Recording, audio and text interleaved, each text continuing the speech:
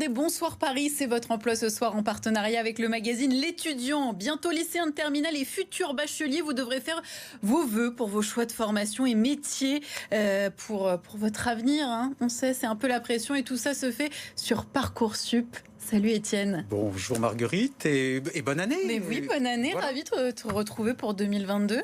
On va donner plein d'infos à nos téléspectateurs franciliens, à tous les étudiants qui nous regardent. Et donc Parcoursup, c'était quand même un bon moyen de commencer l'année, parce que souvent ça crée pas mal d'anxiété, j'ai l'impression. Et ça va d'abord, est-ce que tu peux nous rappeler ce que c'est que cette plateforme ? Voilà, elle a ouvert donc Parcoursup 2022, puisque c'est le cru 2022, ça a ouvert fin décembre en fait. Donc pendant les fêtes de Noël et jusqu'au 20 janvier, les lycéens vont pouvoir découvrir les formations. Il y a 19 500 formations d'enseignement supérieur, donc post-bac, toutes reconnues par l'État, qui sont sur la plateforme cette année. Alors, la plateforme, elle s'adresse avant tout aux lycéens de terminale, qui vont poursuivre des études supérieures, mais aussi aux apprentis, ça c'est pas forcément connu, et aux étudiants en réorientation, qui sont de plus en plus nombreux chaque année, après avoir fait une première année d'études supérieures, en disant finalement c'est pas ce que je voulais faire, ou ça me convient pas, et qui peuvent retourner sur la plateforme. Jusqu'à 28 ans, on peut se réorienter. Voilà. Cette année, la nouveauté, Étienne, c'est que des nouvelles formations intègrent la plateforme, et notamment des formations pour devenir professeur des écoles. Ben oui, parce que comme on est dans une rubrique emploi, je me suis dit, tiens, tu sais, c'est le plus beau métier du monde, institutrice, instituteur, maîtresse d'école. Et pour la première fois cette année... Pas assez bien payé. On doit le dire. Voilà, mais ça, ce sera peut-être le challenge, effectivement. C'est en cours de revalorisation, les carrières, mais l'attractivité ne se dément pas, en fait. Et la nouveauté, c'est que cette année sur Parcoursup, si tu as la vocation, si tu veux être prof, maîtresse d'école, maître d'école, professeur des écoles, tu vas pouvoir intégrer ce qu'on appelle dans le jargon un PPPPE, c'est-à-dire un parcours préparatoire au professorat des écoles. Voilà. Et là, c'est directement sur Parcoursup. L'idée, c'est que, en même temps que je vais être à la fac, à l'université, je vais aussi suivre une partie de formation en lycée pour me préparer directement au métier de professeur des écoles. Alors ça marche si je sais que tout de suite je veux faire professeur des écoles. Parce que tu sais, pour être professeur des écoles, aujourd'hui, il faut un bac plus 5 pour pouvoir préparer le concours, présenter le concours. Alors j'ai regardé un petit peu en région parisienne, par exemple au lycée Léon Blum et à l'université de Paris-Créteil, je vais pouvoir suivre ma licence en sciences de l'éducation à l'université, et puis déjà découvrir les enseignements de culture générale et fondamentaux de ce que je vais enseigner en école primaire, tout ce qu'on a appris quand on était écolier, histoire, géographie, maths, langue vivante, musique. Les bases. Voilà, les bases. Donc ça c'est nouveau, et je pense qu'on se professionnalise dès la première année de fac, en fait. Ça, c'est important. Parcoursup propose aussi énormément de formations en apprentissage. On en a déjà parlé ici. L'apprentissage, c'est super. C'est même l'idéal pour apprendre un métier. Oui. Et puis surtout un métier qui exige un diplôme d'enseignement supérieur. Donc il y a 6000 formations. C'est pratiquement un tiers des formations sur Parcoursup cette année qui sont proposées en apprentissage. Alors ça répond aux attentes des jeunes, ça répond aux attentes des familles, mais aussi aux besoins des entreprises et des territoires. Puis c'est une modalité de formation qui marche très bien, puisque, alors, petit scoop aussi, on est à près de 700 000 contrats signés cette année d'apprentissage, enfin l'an dernier. En France ? En France, et on a encore battu un record, et la région parisienne, évidemment, détient le record. On n'a pas les chiffres exacts de contrats d'apprentissage signés, mais sans m'aventurer, je pense qu'on est à plus de 130 000 contrats d'apprentissage signés l'an dernier. Et les taux d'insertion professionnelle, quand je me suis formé en apprentissage, ils sont meilleurs que si je me suis formé au même diplôme sous la voie scolaire. Et sur Parcoursup, justement, quel diplôme et quel métier puis-je préparer en apprentissage ? Alors, il y a un gros diplôme que je vais pouvoir préparer en apprentissage, c'est le BTS. Voilà, le brevet de technicien supérieur. Et là, ça prépare à des dizaines de métiers. Alors, je ne vais pas à tous les lycées, parce que je crois qu'il y en a plus de 120, mais on peut en donner quelques exemples. Je veux devenir agent immobilier, il y a un BTS profession immobilière. Je veux être opticien, il y a un BTS opticien lunetier. Dans l'agriculture, pour devenir chef d'exploitation agricole, il y a des BTS agricoles, production animale, production horticole. Si je suis branché par les métiers de la vente, il y a des diplômes classiques qui offrent de très bon job, je sais pas, le BTS technico-commercial, le BTS management commercial opérationnel. Si je veux travailler dans le tourisme, tout simplement, il y a un BTS tourisme. Dans les métiers du numérique, parce que c'est très, très demandé, très recherché, accroche-toi, il y a encore un sigle, BTS SEO, service informatique aux organisations, avec 2 options, accroche-toi encore, solutions d'infrastructure, système et réseau, SISR, et puis il y a la deuxième option, c'est SLAM, Alors SLAM, c'est pas de la poésie, c'est l'acronyme de solutions logicielles et applications métiers pour faire du développement web. Ça aurait été plus joli. Voilà, le BTS SEO option SLAM. Voilà, faut pas se tromper. Mais il y a aussi des BTS dans les métiers de la coiffure, de l'esthétique, de la parfumerie, de la mode, de la maroquinerie. Attention, peut-être juste un conseil, les places en BTS, tu sais, le nombre est limité. Elles sont réservées en priorité aux bacheliers professionnels, mais les bacheliers technologiques et généraux sont naturellement bienvenus, mais ils postuleront dans la limite des places disponibles. Voilà. Autre formation, Étienne, que l'on peut effectuer toujours en apprentissage, c'est aussi le bachelor universitaire de technologie. Le but, oui, retenir. Le but, c'est facile. Oui, parce que c'est une nouvelle formation. Alors, on connaissait le DUT en 2 ans. Le but, c'est le nouveau diplôme des IUT qui se prépare en 3 ans, donc dans les instituts universitaires de technologie, et qui remplace depuis la rentrée le DUT. Il y a beaucoup de possibilités de BUT à Paris, en région parisienne. Ça reste un diplôme professionnel. Je peux intégrer le marché du travail directement et facilement au bout de 3 ans. Mais ça m'autorise aussi, puisque c'est en 3 ans, une poursuite d'études plus longue si je veux rejoindre la fac pour faire un master universitaire, ou si je veux préparer les concours des écoles d'ingénieurs, des écoles de commerce que je peux rejoindre aussi par la suite. Il y a 24 spécialités de but qui préparent à des tas de métiers ou à des domaines de métiers. Par exemple, dans le social, le BUT carrière sociale pour devenir assistante sociale. Le BUT Infocom va me permettre d'exercer le beau métier de journaliste, par exemple, entre autres. Voilà. Dans l'informatique aussi, métier. Il y a un BUT informatique. Voilà, il y a des BUT pour la gestion. Alors, il y a un classique, c'est GEA, gestion des administrations et des entreprises. Il y a beaucoup de BUT aussi dans l'industrie. Génie industriel, génie mécanique et productique, par exemple. Voilà.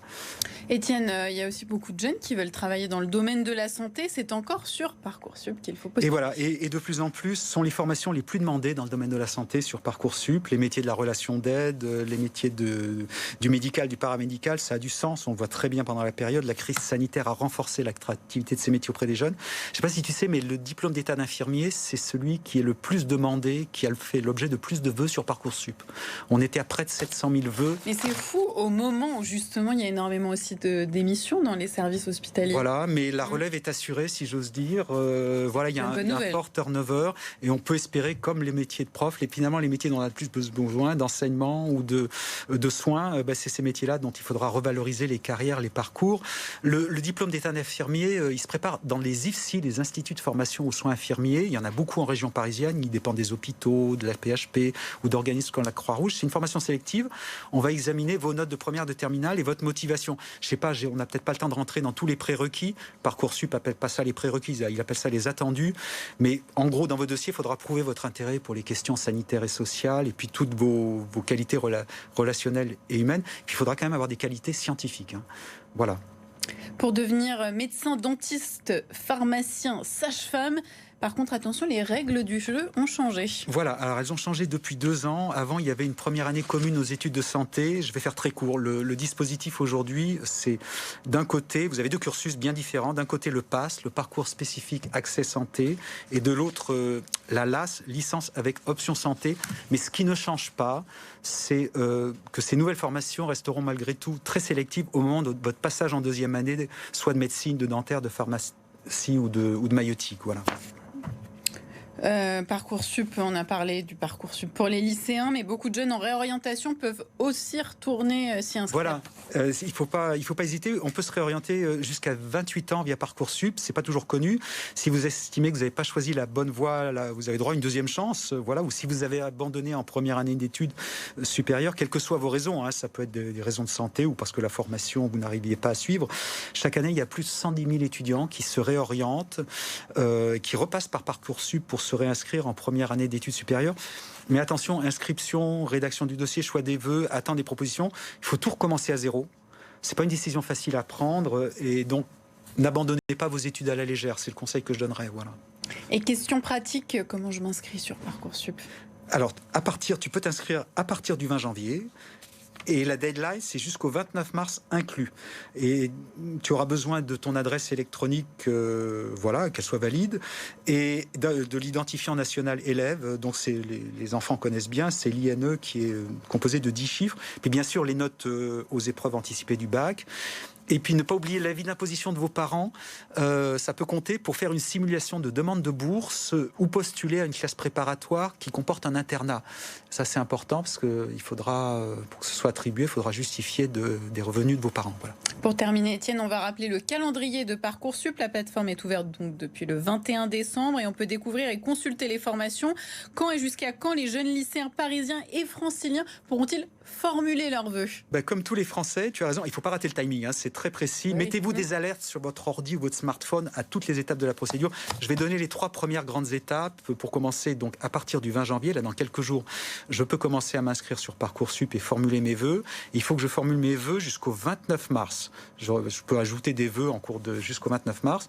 Ensuite, deuxième étape, du 30 mars au 7 avril, je devrais compléter mon dossier et confirmer mes vœux. Et puis à partir du 2 juin, là c'est les formations qui vont commencer à me répondre si elles me prennent pas ou si elles me prennent sous condition. Voilà. Il y aura aussi une phase complémentaire à partir de l'été où vous pourrez refaire des vœux si vous êtes toujours en attente ou si vous n'avez reçu que des réponses négatives. Voilà. Il faut être très très patient et bien respecter la procédure. Voilà. Toutes les infos sur Parcoursup avec Étienne Glès. On passe tout de suite aux 3 infos.